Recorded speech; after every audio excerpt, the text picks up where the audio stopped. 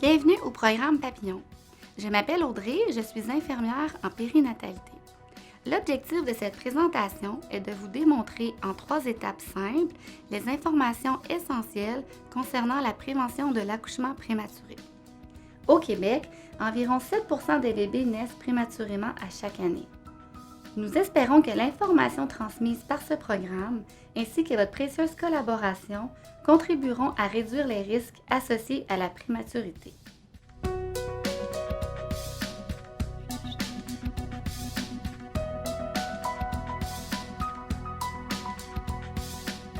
Étape 1. Le travail prématuré, c'est quoi? Le travail prématuré a lieu lorsque les contractions entraînent un changement significatif au niveau du col de l'utérus avant la 37e semaine de grossesse. Les changements possibles du col sont la dilatation et l'effacement. Sur cette photo, vous pouvez visualiser où se situe le col de l'utérus.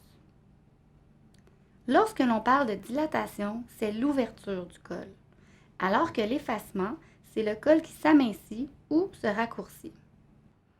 La longueur moyenne d'un col est d'environ 3-4 cm et son orifice est fermé. Maintenant, voyons des exemples de cols qui ont commencé à se modifier. Voici un col effacé à plus de sa moitié, c'est-à-dire environ 50% de sa longueur. Voici un col effacé à 90% et ouvert à 3 cm. Il est important de noter que ces changements se produisent de façon graduelle, parfois lentement, parfois rapidement. Lors du travail prématuré, ce sont les contractions qui apportent ces changements, d'où l'importance d'apprendre à bien les détecter.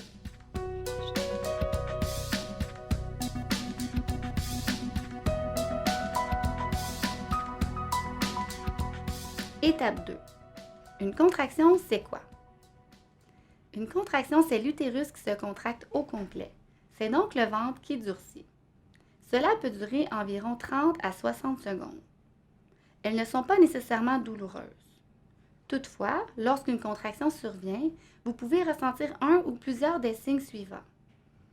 Au niveau du ventre ou du bas-ventre, vous pouvez ressentir une sensation de serrement, de tiraillement ou de crampes prémenstruelles. Vous pouvez également ressentir des pressions, soit au niveau vaginal, comme une sensation que le bébé pousse, une pression au bas du dos, sur le rectum, sur la vessie, ou une fausse impression que le bébé se place en boule.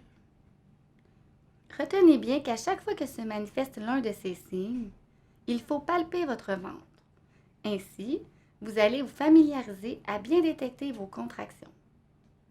Voici comment palper le ventre. Placez-vous en position de confort. Déposez vos mains de chaque côté du ventre. Palpez avec le bout des doigts en appliquant une légère pression.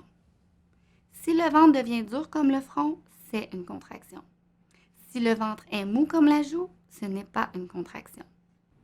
N'oubliez pas, une contraction dure environ de 30 à 60 secondes. Parfois, l'utérus peut être légèrement dévié à gauche ou à droite. Ce n'est pas le bébé qui se met en boule. Si le ventre est dur, c'est une contraction. Rappelez-vous, avant 37 semaines, 5 à 6 contractions par jour, c'est normal. 5 à 6 contractions en 1 heure, attention. Suivez les consignes de l'ABC.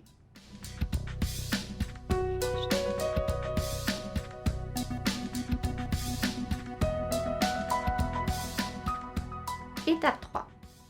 L'ABC. A. Arrêtez vos activités. Videz la vessie. Buvez 2 à 3 verres d'eau. B.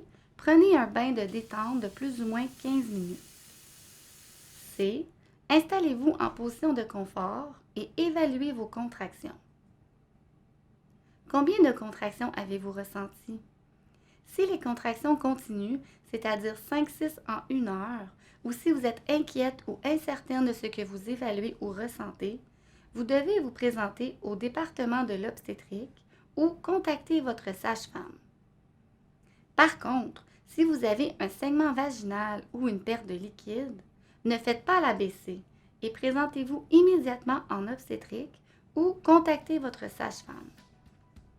N'hésitez jamais à vous présenter en tout temps. Nous sommes là pour vous 24 heures sur 24. Afin de compléter le programme Papillon, je vous invite à consulter les informations supplémentaires que vous retrouverez sur notre site. La prévention du travail prématuré est la responsabilité de tous.